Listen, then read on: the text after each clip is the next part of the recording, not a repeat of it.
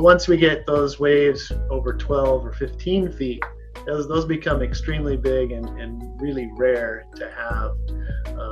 We had some waves that were reaching 20 feet plus even, and so that's getting on the level of historic south swells where we don't see those every several decades or so.